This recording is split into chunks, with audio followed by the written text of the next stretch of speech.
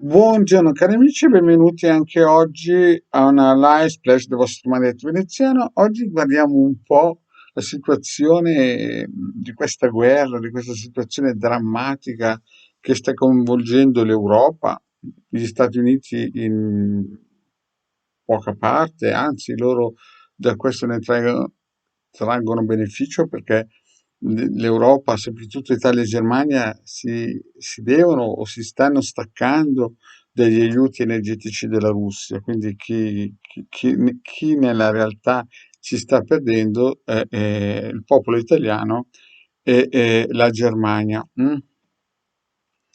E chiaramente la Russia sta facendo il suo gioco e la Cina chiaramente si sta, in un certo senso, rinforzando con la Russia, cioè si stanno collegando, si stanno unendo. Ma guardiamo un po' le cause o alcune parti di questa causa, di questa guerra. Allora, partiamo un po' da lontano, andiamo a vedere nel 2014 c'è stato un putsch, un colpo di Stato democratico e con le rivoluzioni arancioni l'Ucraina è passata da uno Stato quasi satellite russo a uno Stato che guardava all'Europa, voleva entrare in Europa. E fin qui ci potrebbe anche stare eh, per il semplice fatto che l'Unione Sovietica era crollata e gli stati cuscinetto volevano scappare dall'influsso dell'ex Unione Sovietica. Ma dietro c'è un piano che è collegato al clima, ovvero è una delle cause, ovvero perché il clima? Perché si stanno sciogliendo i, i ghiacci del Polo Nord e la Cina sta praticamente instaurando una nuova via della seta tramite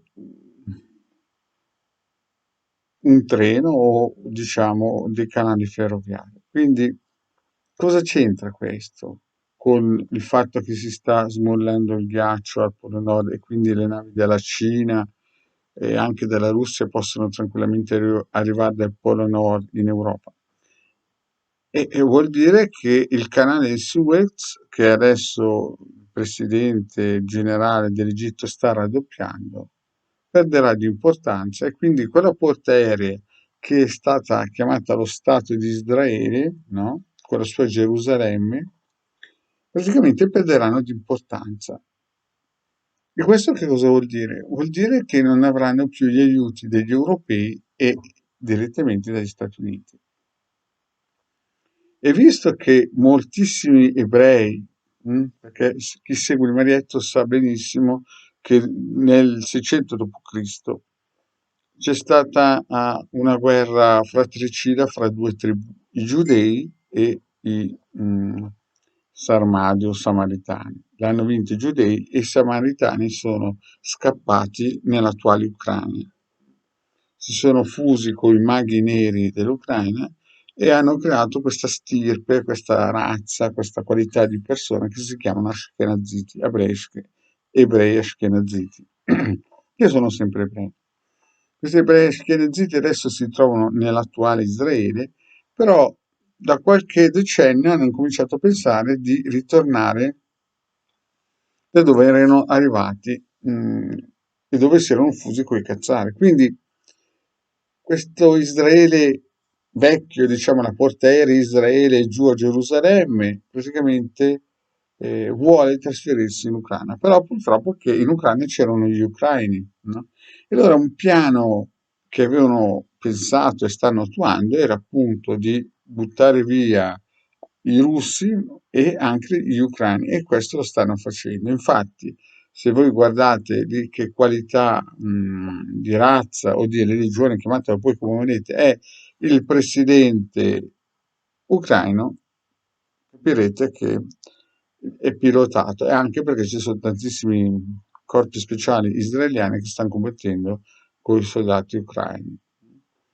quindi si sta spopolando l'Ucraina e c'è già un piano per poterla ricostruire. Il problema è che per aizzare o attivare la miccia, gli ucraini, secondo i cinesi, secondo i russi, hanno messo 24 basi batteriologiche dei militari americani nello stato dell'Ucraina.